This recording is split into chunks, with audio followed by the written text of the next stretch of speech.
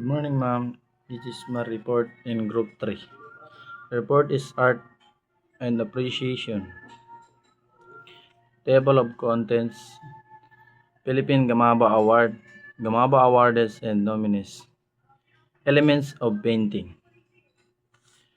Philippine Gamaba Awards. Gawad sa Maninikang Bayan Awards or Gamaba is award that recognizes folk and indigenous artists who remain loyal to their tradition. This award managed by National Commission for Culture and Arts. Ano nga ba tinatawag na Gamaba? Ang Gamaba Award ay sa Manlilikang Bayan Award o Gamaba, isang award para sa mga indigenous Filipino artists na loyal and constantly perform or gumagaan pa rin ng mga traditional na arts. Traditional arts gaya ng mga malong sa tiboli or yung pag-weaving. Ang Gamaba Award ay nangangalaga at magpapatuloy ng mga tradition art form. To become a national living treasure, the candidate must have the following qualification. Number 1, must be an occupant and indigenous traditional cultural community anywhere in the Philippines that has preserved native custom beliefs, ritual, and tradition. It has syncretized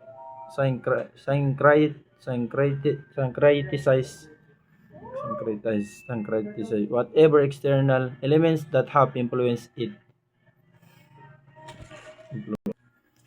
Number 1 po, para sa makakatanggap po ng award, dapat nakatira sa isang indigenous culture community of na nag-reserve ng native customs, beliefs, rituals, and tradition.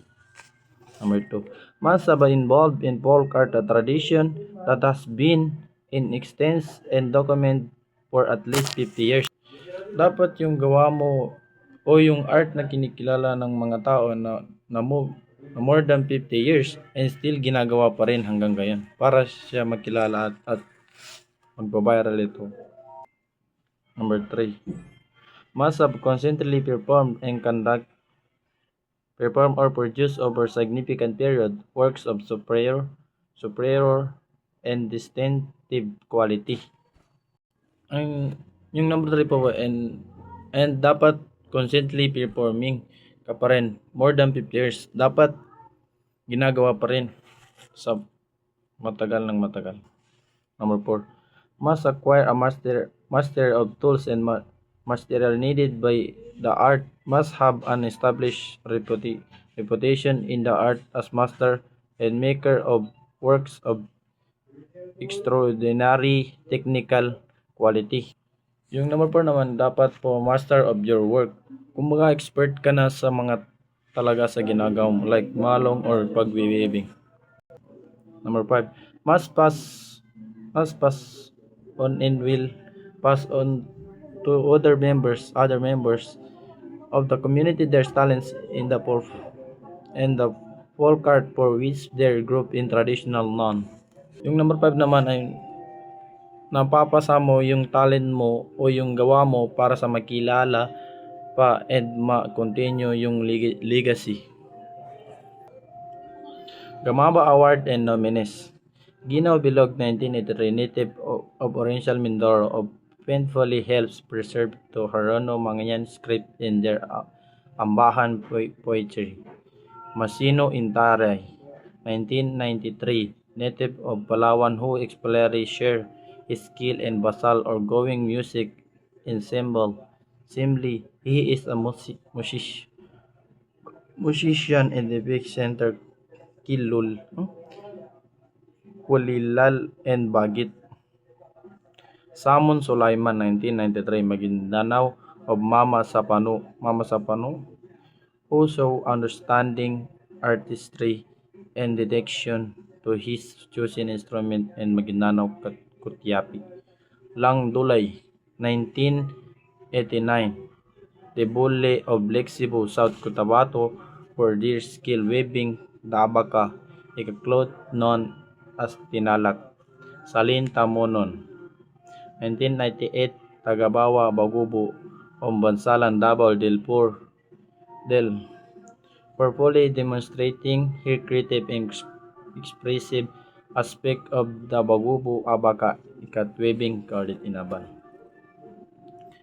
Gamaba Award and nominees: Alonso Salcar, Federico Caballero, Uwang Ahadas, Darhata Sawabi 2005, Eduardo Mutog 2005,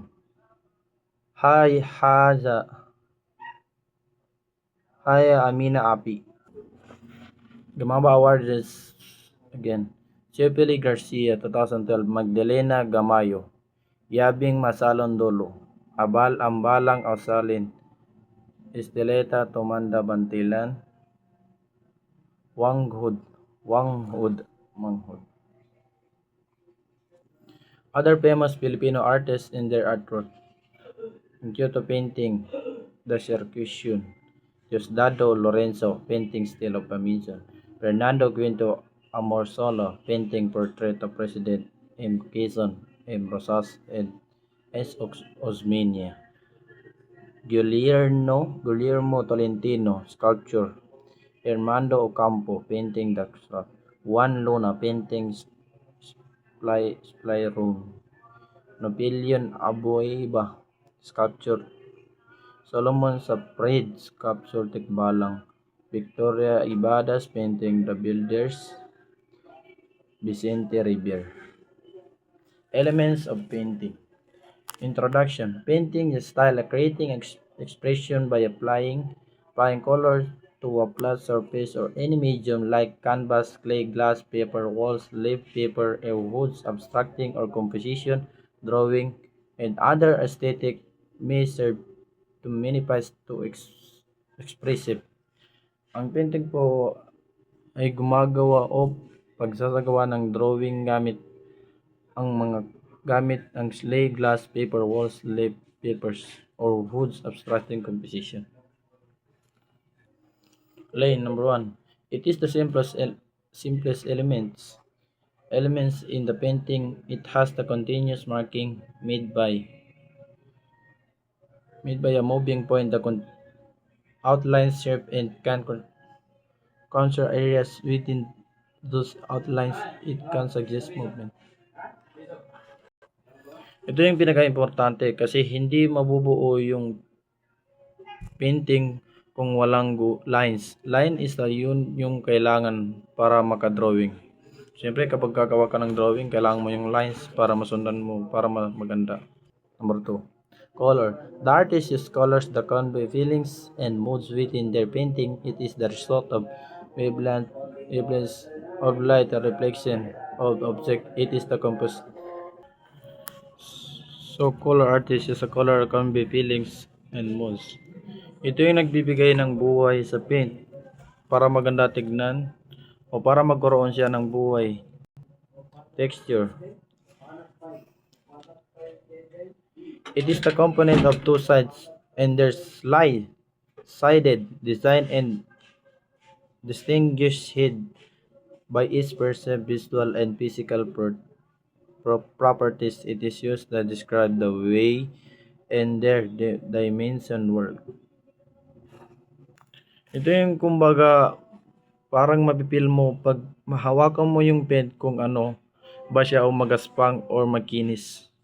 Parang sa tingin mo ba maganda pero kapag ginawakan mo magaspang pala. Perspective. It is an art technique for cheating in illusion of three dimension with depth and space. Its real goal, secreting viewpoint for the audience that will best communicate the subject and shape its particular message. Perspective is a style. Ito yung mga ibang painting, di ba, kung titignan mo parang totoo. Like mga 3D painting, kumbaga yung point view mo, akalain mo totoo siya. Yung pala painting lang pala. Parang nagbe-paint ka na gumagalaw pero hindi naman. Shapes. It is an elements painting that helps express ideas. It helps to interact and independently evoke agitation, purposeful energy direction. It is the maybe circles, rectangles, ovals, or rectangles.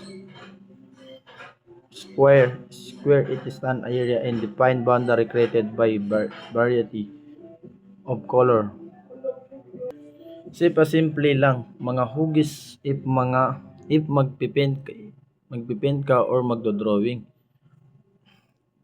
Siyempre gagawa ka ng isip para mabuo yung subject mo. Yung parang gagawa ka ng friends mo. Symbols. The artist often include symbol object in their painting that have a special meaning or a special message. It is used to express ideas such as death, hope, like etc. Yung symbol naman, ito yung naman yung sinisimbolo or ipiniprint ng paint mo. Kung ano yung meaning o nais ipahiwatig. Kumbaga kapag nagpipint ka ng batang umiyak, ibig sabihin ang ipinipahiwatig kay Kwan. Parang may digmaan. Thank you. Yun lang, ma'am.